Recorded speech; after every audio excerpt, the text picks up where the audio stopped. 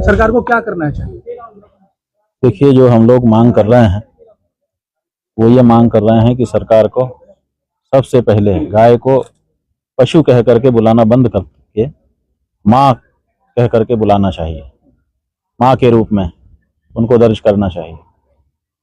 जब ये बात हो जाएगी तो किसी भी पाठ्यक्रम में गाय को पशु के रूप में नहीं पढ़ाया जाएगा।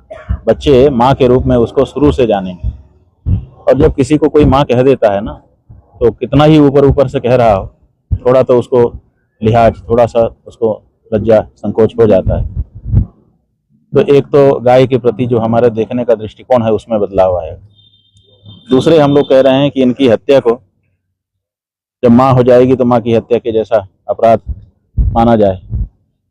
अगर सरकार इस बात को स्वीकार कर लेती है और गौ हत्या को अपराध घोषित कर देती है तो देखिए, मनुष्य हत्या को भी अपराध घोषित किया गया है, लेकिन फिर भी मनुष्य हत्या आज भी हो जाती है। लेकिन ये भी सच है कि मनुष्य हत्या करने वाला बारंबार सोचता है कि मैं पकड़ा जाऊंगा और मुझे फांसी भी हो सकती है, उम्र कैद भी हो सकती है और लंबे समय की जेल भी काटनी पड़ सकती है। तो कम से कम ये भय तो व्यक्ति के मन में बन जाएगा। आज जो परिस्थिति है वो बड़ी विपरीत है। विपरीत परिस्थिति यह है कि हम अपनी परंपरा, अपने शास्त्र, अपने धर्म के अनुसार गाय को माँ माँ कह रहे हैं और माँ कह करके उनकी रक्षा के लिए अपने रात की नींद और दिन का भोजन छोड़ रहे हैं। अब जब हम जाते हैं गौ रक्षा करने के लिए तो वहां पर बीच में पुलिस आ जाती है। पहले तो हमको मार पड़ती है, उसके बाद झूठे मुकदमे गौ रक्षकों पर लगा दिए जाते हैं, कभी केस ही दर्ज नहीं किया जाता है। और घर वाले अलग परेशान रहते हैं कि तुम ऐसे काम में लगे हो जिसमें कोई ना तो तुमको यश मिल रहा है, ना तो कोई प्रत्यक्ष लाभ दिखाई दे रहा है। भावना से कब तक चलोगे? तो वो भी कहते हैं कि ये सब छोड़ो, लेकिन कहाँ तक छोड़े कोई? तो ऐसी परिस्थिति में बहुत ही कठिन मौका आ गया। और जब से हमारे देश के प्रधानमंत्री जी ने गौ रक्षकों को गुंडा शब्द कह दिया है, तब से तो पुलिस ने गुंडा ही मान लिया है हम लोगों को। वो कहते हैं प्रधानमंत्री कह रहे हैं, ऐसे थोड़े कह रहे हैं। हम लोगों ने प्रधानमंत्री जी से सूचना अधिकार में पूछवाया कि भाई प्रधानमंत्री जी ऐसा कह रहे हैं, उनके पास क्या आंकड़ा है, कौन सा ऐसा प्रमाण है जिसके आधार पर वो कह रहे हैं? तो वहां से लिख करके आ गया कि ऐसा कोई आंकड़ा नहीं है हमारे पास, ऐसा कोई आधार नहीं। जब कोई आधार नहीं है तो किस आधार पर उन्होंने कह दिया? लेकिन कह दिया, उसका प्रभाव सर्वत्र दिखाई देता है। तो हमारे माने हम हिंदुओं के सामने बहुत बड़ी कठिन समस्या है कि हम गाय को माता भी कह रहे हैं और उनको कटता हुआ, मरता हुआ भी, चित्कार करता हुआ भी देखने के लिए बाध्य हैं। ये अच्छी स्थिति नहीं है। जिस देश में हिंदू बाहुल्य हो उस देश में ये हो रहा है। अगर हम कहीं अल्पसंख्यक हो गए होते तो अब तो भी हम एक बार कहते कि भाई जो लोग ज्यादा हैं वो अपने मन का कर रहे हैं, हम क्या करें। लेकिन यहाँ तो हमारा बाहुल्य है, और हमारा बाहुल्य होते हुए भी हमारी माँ को, जिसके लिए हमारे घर में रोटी बनती है, पहली रोटी हम निकालते हैं, जिसमें 33 कोटि देवताओं का वास मानते हैं, जिसके लिए हमारे पूर्वजों ने बलिदान दिए हैं, उस गाय माता की ये जो दशा है उसको देख पाना कठिन हो रहा है। और इसीलिए हम लोगों ने एक समय दिया है जो 17 तारीख को पूरा हो रहा है, 17 मार्च 2025 ईस्वी को। उसमें हम लोगों ने कहा है कि देश की सभी राजनीतिक पार्टियां, चाहे वो सत्ता में हो चाहे सत्ता से बाहर हो, वो साफ बताएं कि गाय के लिए उनके मन में क्या भावना है। वो गौ हत्या रोकना चाहती हैं कि जैसा अभी 78 साल से चल रहा है वैसा ही चालू रखना चाहती हैं? अगर वो चालू रखना चाहती हैं तो 78 साल से गौ हत्या जैसे चल रही है वैसे ही अगर वो चालू रखना चाहती हैं तो हम हिंदू अब उनको वोट देना बंद करेंगे। और अगर वो कहती हैं कि नहीं, हम गाय को माता जैसे आप मानते हैं वैसे मानते हैं, बहुसंख्यक हिंदुओं की भावना के साथ हम खड़े हैं, तो फिर उनको गाय के प्राण और प्रतिष्ठा की रक्षा के लिए कानून बनाना पड़ेगा। एक सवाल और है, गौशालाओं को भी सरकार की तरफ से एक राशि मिलती है, वो अलग अलग राज्य के हिसाब से अलग अलग है। तो अभी क्या हो रहा है कि जैसे हम गौशालाओं में गए तो उनको वो भी नहीं मिल रहा है, तो गौ की रक्षा फिर कैसे होगी? ये तो संभव ही नहीं होगा। नहीं, हमारा ये कहना है कि वो कानून बना दें। गाय की रक्षा सरकारी अनुदान से कब तक होगी? और सरकारी अनुदान तो केवल भ्रष्टाचार की भेंट चढ़ने के लिए खजाने से निकलता है। जो सच्चाई है वो यही है। उससे गाय का कितना भला होता है पता नहीं है, लेकिन तथाकथित जो लोग हैं, जो सत्ता से जुड़े हुए हैं, उनकी जेबें जरूर भर जाती हैं। तो इसलिए भ्रष्टाचार के पैसे से गाय का पोषण नहीं हो सकेगा। गाय का पोषण तो हिंदू स्वयं कर लेगा, लेकिन गाय के बारे में जो आपने ये बात कह रखी है कि ये पशु है, उसको हटाइए और गाय की हत्या को आप जुर्म, अपराध घोषित करिए। महाकुंभ जैसे आयोजन के बाद क्या कहना है? अरे भाई, महाकुंभ में हम लोग गए थे, हम लोगों को पहले ऐसे संकेत दिए जाते थे, जब जो भी उनका व्यक्ति आता था छोटा बड़ा कहता था महाराज जी कुंभ में हम लोग घोषणा करेंगे, कुंभ में हम लोग घोषणा करेंगे। हम लोग बड़े आशा से गए थे कुंभ में कि वहाँ हमको सुनने को मिलेगा, बहुत बड़ा उपहार मिल जाएगा कि गाय को राष्ट्रमाता भी कह दिया गया और गाय की हत्या को अपराध घोषित कर दिया गया। लेकिन पूरा कुंभ बीत गया, कुछ नहीं हुआ, हम लोग ठगे गए एक तरह से। तो ऐसी परिस्थिति में हम लोगों ने 33 दिन का समय दिया है, वो 33 दिन 17 मार्च को पूरा हो रहा है। 17 मार्च की शाम 5 बजे तक अगर कोई सरकार कोई पार्टी आकर के ये नहीं कहती है कि हम क्या भावना गाय के बारे में रखते हैं, तो हम मान लेंगे कि इनके मन में वही भावना है कि ये अपना काम करते जाने वाले हैं। तो उसके बाद फिर जो हिंदू जनता है, गौ प्रेमी जनता है, उसको अपने वोट के पैटर्न में चेंज करना पड़ेगा। गुरुवर, इस बार महाकुंभ में देश और विदेश से 66 करोड़ या इस तरह के जो श्रद्धालु पहुंचे, उसको क्या कहेंगे सनातन संस्कृति के बारे में? मैंने उसमें कहने की क्या बात है, कुंभ जो है आज से नहीं लग रहा है, ये अनादिकाल से लगता चला आ रहा है। करोड़ों लोग जब भी कुंभ लगता है तब आते ही हैं।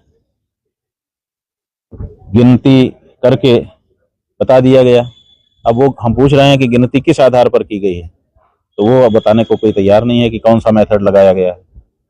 आचार्य जी, कुंभ की जब बात 80 करोड़ हैं हम लोग, 67 करोड़ तो वहीं पहुंच गए। अभी हम जब हमारा प्रवचन शुरू होगा हम पूछेंगे कि यहाँ से कितने लोग गए हैं, आप बताओ। शंकराचार्य जी, हर रोज गौ भक्त जो सेवा करने वाले गौ भक्त हैं, पुलिस उनके साथ में पूर्ण तरीके से पेश आ रही है, तो इस प्रकार से उनको कैसे रोका जा सकता है? हाँ, वो इसीलिए पेश आ रही है क्योंकि उनको दो कारण है। एक तो पुलिस में कुछ भ्रष्टाचार भी व्याप्त है, तो जो गौ तस्करी करते हैं उनको चूंकि आर्थिक लाभ होता है, इसलिए वो पुलिस को भी उसमें से कुछ हिस्सा देते हैं, ऐसा सुना जाता है। हम सीधा आरोप नहीं लगा रहे हैं, लेकिन ऐसा सुना जाता है। तो एक तो वो प्रभाव रहता है, और दूसरे प्रधानमंत्री जी के द्वारा कह दिया कि ये घुटने हैं गौरक्षक, तो उसका भी एक प्रभाव आ जाता है, क्योंकि प्रधानमंत्री देश का सबसे बड़ा संवैधानिक पद माना जाता है। तो इन दोनों कारणों से गौ भक्तों के ऊपर अत्याचार होते हैं। पुलिस विपरीत आरोप लगाती है कि गौ भक्ति तस्करी के आरोप में लिप्त है, तो इस बारे में क्या कहना चाहिए? बात यह है कि अगर लिप्त हैं तो आप उनको उनके ऊपर आरोप सिद्ध करो। आरोप लगाने मात्र से और सबको ऐसा ही मान लेने से थोड़े होता है। आप अगर कोई गौ भक्ति के नाम पे गौ तस्करी कर रहा है, इससे बढ़ करके तो अपराध दूसरा कोई हो ही नहीं सकता। उसको तो सबसे पहले सारा काम छोड़ करके उसको प्रमाणित करना चाहिए। अगर कहीं पर ऐसा कोई है, आप निकालिए, निकाल करके उसके प्रमाण दीजिए, उसको भी हम भी सजा की मांग करेंगे उसके लिए। लेकिन आप केवल कह दें, आज तक किसी भी पुलिस ने किसी गौ भक्त को तस्कर के रूप में कहाँ प्रमाणित किया? केवल आरोप लगा देने से हो जाएगा? उत्तर क्षेत्र में आपका प्रवास कब तक है? हम तो अभी यहीं दिल्ली के आसपास ही हैं, आपके हरियाणा में आए हैं। ये भगवान का घर है, हरि का घर, इसीलिए यहाँ पे हम समय बिता रहे हैं। 17 तारीख को दिल्ली में जाके बैठेंगे। आचार्य जी, जब कुंभ की बात हुई थी तो उसमें क्योंकि मैं भी वहीं था, मैं आपसे भी मिला था, शायद आपको याद नहीं, जो व्यवस्थाओं को लेकर चीज हुई थी, क्योंकि मैं 5 किलोमीटर पैदल चला था कुंभ में, और जिस दिन ये हादसा हुआ था, सरकार जिस तरीके से इस चीज को पेश कर रही है कि आप पे भी कई सारे आरोप लगेगी, क्योंकि आपसे विपक्षी पार्टी के लोग, क्योंकि आप शंकराचार्य, आपसे तो कोई भी मिल सकता है। तो जो कुंभ की व्यवस्थाएं थी, जो मैंने देखा, मैं भी आपकी बात से सहमत हूँ कि वो व्यवस्था उस प्रकार से नहीं थी। तो इस प्रकार से चीजों को दिखाना, इसमें सरकार क्या साबित करना चाहती है? सरकार श्रेय लेना चाहती है, वो चाहती है कि ये बताना चाहती है कि हमने बहुत अच्छा कुंभ कर दिया, इसलिए हमको वोट दीजिए। मूल बात यही है, एक तरीके से कि लोगों को बहकाया जाए। धार्मिक मामला जो है उसको राजनीतिक स्वरूप देने का प्रयास करती है। ये चला आया है, पहले की भी सरकारें करती रही हैं, ऐसी बात नहीं। कुछ इन लोगों ने कुछ ज्यादा किया, इतनी ही बात। 17 के बाद जो आप कह रहे नहीं होता, तो फिर अपना क्या नेक्स्ट स्टेप होगा? भाई अपना क्या होगा, हमारे पास तोप थोड़े है कि हम उड़ा देंगे उनको, लेकिन हमारे पास मन है जिसमें से हम उनको निकाल के बाहर फेंक देंगे। एक आवाज, वही मन हमार गरीब की चित से देह उतार। हमारे वोट से ही तो आज वो राजा बन के बैठे हैं। तो जब हम और आप जो हिंदू हैं वो जान जाएंगे कि सच्चाई ये है कि ये गौ हत्या को समर्थन कर रहे हैं, तो हम उनको वोट देना बंद करेंगे। और जब वोट देना बंद करेंगे तब उनका क्या होगा? वो ऐसे लोगों को हम सामने लाएंगे जो गाय के प्रति भक्ति रखते हैं, देश के समाज के प्रति भक्ति रखते हैं, वो सत्ता में जाएंगे। ऐसी क्या बात? बरोबर। आम सनातनियों को क्या संदेश देंगे आप यहाँ पे? आम सनातनियों को हम ये संदेश देंगे कि भ्रम में मत रहो, तुम भ्रम में हो। कभी कोई कहता है मैं गौ भक्त हूँ, तुम मान लेते हो गौ भक्त है। कभी कोई आंकड़ा आता है कि इनके कार्यकाल में गाय हत्या बढ़ रही है, तो तुम उसको भी मान लेते हो। और फिर दोनों को मिला करके रह जाते हो। ऐसा मत रखो। जो गौ भक्त है उसके साथ अच्छा व्यवहार रखो, और जो गौ भक्त नहीं है, गौ भक्षक है, उसके साथ थोड़ा कड़क रखो, उसे संबंध संपर्क समाप्त करो। क्यों? क्योंकि नहीं तो तुम्हारा जो स्वरूप है वो धूमिल हो जाएगा।